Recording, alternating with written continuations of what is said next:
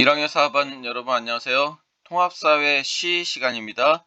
원래는 교실에서 함께 수업을 진행해야 하는데 갑작스럽게 원격 수업으로 전환돼서 선생님이 급하게 이렇게 영상을 통해서 여러분하고 수업을 하게 됐습니다. 다른 반에서 했던 내용을 여러분에게 이렇게 영상을 통해서 다시 한번 전달하니까 이 화면을 보면서 내용을 잘 정리하고 그 다음에 과제를 꼭 반드시 해 오길 바랍니다. 이 내용을 듣고 과제를 하고 그 다음에 요 프린트 내용에 대한 어떤 선생님이 원래 수업 시간에 도장을 찍어 주려고 했는데 그 도장은 선생님이 다음 주 원격 수업 듣고 그것과 함께 한꺼번에 찍어 주도록 하겠습니다. 자, 이 단원에서 뭐가 중요한지를 선생님이 다른 반에서는 좀 포인트를 잡아줬거든요. 어떤 식으로 문제를 내는지, 어떤 내용이 중요한지 그런 내용들을 중심으로 해서 얘기를 할 테니까 그런 내용들을 잘 체크를 해놓고 그 다음에 선생님이 과제로 내는 그런 내용들을 그 활동지에다가 꼭 과제를 해 놓길 바랍니다. 먼저 이 단어는 그 자본주의의 역사를 아는 것이 굉장히 중요합니다. 자본주의 역사 과정. 자, 뭐가 있죠? 자본주의 역사 과정. 자, 좀 이따 얘기하겠지만은 상업자본주의, 상업자본주의. 여기서 C는 바로 자본주의, 캐피탈리즘을 얘기하는 겁니다. 그 다음에 산업자본주의, 그 다음에 독점자본주의. 그 다음에 뭐가 있었죠? 수정자본주의. 그 다음에 신자유주의 이렇게 넘어간다는 얘기 했었죠. 신자유주의로. 그래서 상업자본주의는 본격적인 자본주의 시대는 아니지만은 자본주의가 꿈틀꿈틀 이렇게 태동하는 그런 시기였다. 이렇게 얘기했죠. 자, 왜 그렇게 얘기하냐면은 이 시기는 왕이 어떤 절대 권력을 누리던 시기였는데 이 왕이 자신의 어떤 주머니를 두둑하게 하기 위해서 상업과 무역을 장려하게 되죠. 그래서 무역이 발달하고 그 다음에 새로운 계층이 등장하게 되죠. 바로 상인 계층입니다. 그런 것들이 바로 자본주의가 뭔가 이렇게 피어나기 시작할 수 있는 그런 토대가 됐다는 얘기죠. 그래서 상업자본주의, 그 다음에 산업자본주의, 바로 본격적인 자본주의 시대라고 얘기할 수 있겠죠. 본격적인 자본주의 시대고, 자, 바로 이 경제학의 아버지라고 얘기하는 애덤 스미스가 그 이론이 바로 이 시기에 중요한 이론으로서 사람들에게 받아들여지게 되는 거죠. 그래서 보통 시장과 그 다음에 정부 간의 이런 어떤 그 이 정부의 역할을 어떻게 바라보느냐에 따라서 작은 정부론과 큰 정부론으로 나눌 수 있다는 얘기 했는데 이 산업 자본주의 시대에는 내버려 둬라 라는 얘기를 애덤 스미스가 했듯이 내버려 두라는 의미가 뭘까요? 그쵸. 정부가 시장에서 이루어지는 경제활동에 대해서 그냥 내버려 두라는 얘기죠. 정부는 최소한의 역할만 하라. 이게 바로 산업자본주의, 작은 정부론이 추구되는 거죠. 그렇지만 이 자본주의는 가장 큰 문제가 뭘까요? 그쵸. 바로 경제적 불평등이라는 큰 문제가 발생하는 거죠. 그 문제점이 드러난 시기가 바로 이 독점 자본주의고 시장이 더 이상 제 기능을 담당하지 못해서 큰 어려움에 빠지죠. 바로 시장 실패라고 얘기하는데 그래서 이런 문제를 해결하기 위해서는 더 이상 시장에만 내맡기지 말고 정부의 어떤 적극적인 역할도 중요하다는 생각을 사람들이 갖게 됐죠. 바로 여기 큰 정부론이 대두되게 된 거죠. 바로 자본주의는 자본주의인데 이 원래 시장에만 내맡기던 자본주의에서 정부의 역할을 강조하는 자본주의로 바뀐 거죠. 그래서 수정 자본주의라는 말을 쓴 겁니다. 그리고 1970년대 가면은 이런 정부의 역할이 굉장히 중요했는데 어떻게 됩니까? 이런 정부가 시장에 너무 지나치게 개입하면서 오히려 그런 정부의 개입이 시장의 혼란을 더 초래하게 되죠. 바로 그거를 정부 실패라고 하는데 그런 정부 실패 현상이 발생하면서 사람들이 어떤 생각을 가졌을까요? 1970년대 이후에 바로 시장 원리를 강조하고 정부의 역할을 최소로 하자는 그런 움직임이 다시 등장하게 된 거죠. 바로 작은 정부론이 등장이 되었다. 이런 과정, 이런 자본주의 역사에 대해서 선생님이 중간고사 때 한 문제 출제합니다. 여기서 한 문제 출제하니까 이 내용을 잘 정리해 주시기 바랍니다. 자, 그래서 이런 내용들 얘기를 했었죠, 선생님이 저번 영상에서. 그래서 특히 여기서 보이지 않는 손은 애덤 스미스가 얘기한 거죠. 애덤 스미스가 얘기한 거고, 바로 뭘 의미한다고 했습니까? 그렇죠, 바로 시장 가격을 의미한다. 이런 얘기했습니다. 보이지 않는 손이.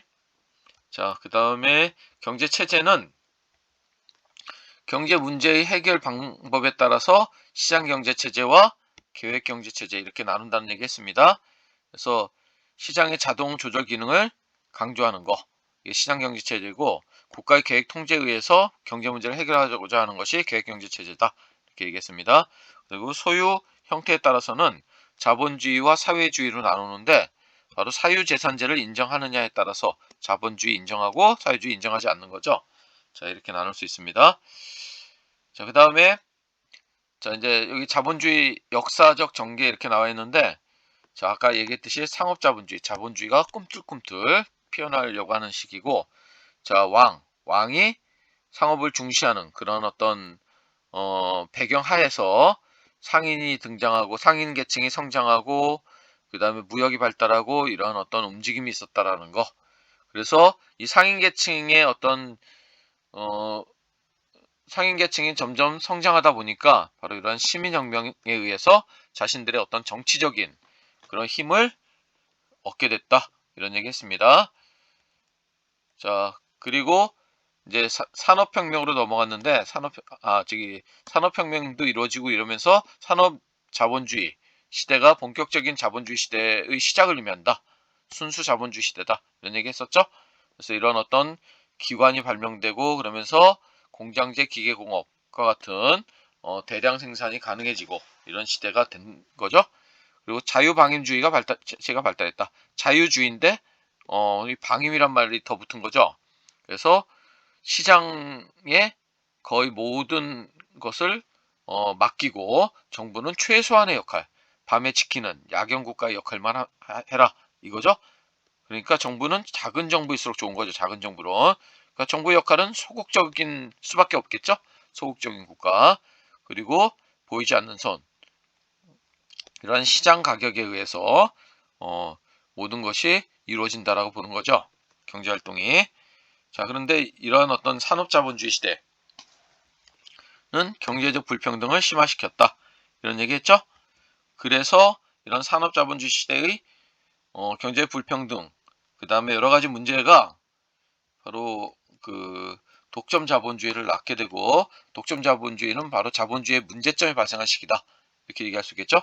독과점 기업이 나타나면서 횡포를 부리고, 그 다음에 빈부격차가 심화되고, 제국주의적 침략 그런 현상이 발생하고, 그 다음에 노동자와 자본가 간의 이런 계급 갈등이 본격화되고, 그러면서 자본주의가 어떤 어려움에 빠지게 되면서 이런 것이 곪고 곪다가 대공황이 일어났다. 이렇게 얘기했죠.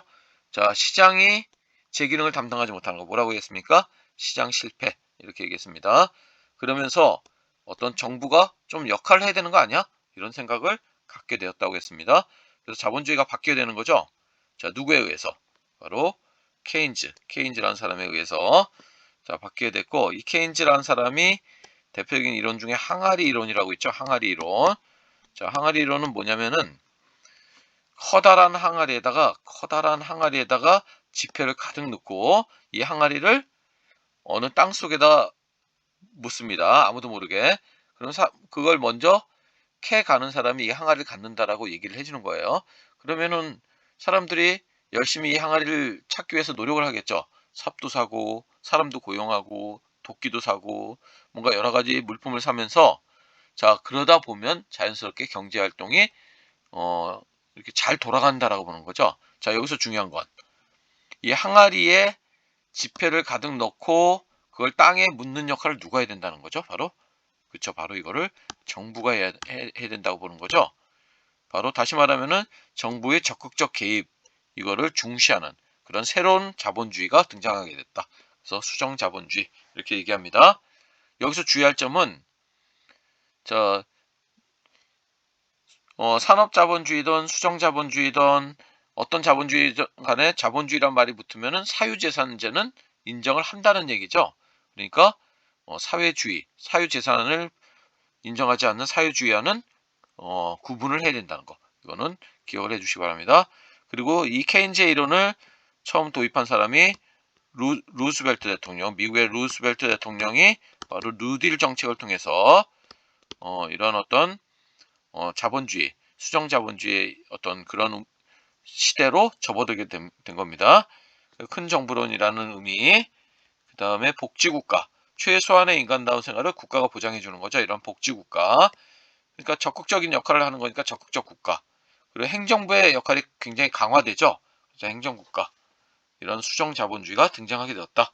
그렇지만 1970년대 석유 파동이 일어나면서 정부가 이런 어떤 시장에 개입하고 여러 가지 어떤 활동을 하는 것이 오히려 시장의 혼란을 더 가중시키는 그런 정부 실패 현상이 발생했고, 스태그플레이션이라는 건 뭐냐면은 물가가 올라가는데 실업도 마구 올라가는 이 안 좋은 현상이 동시에 일어날 때 우리가 그거를 스태그플레이션이라고 합니다.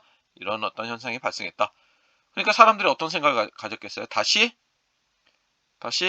뭔가 새로운 어떤 그 움직임이 있었겠죠.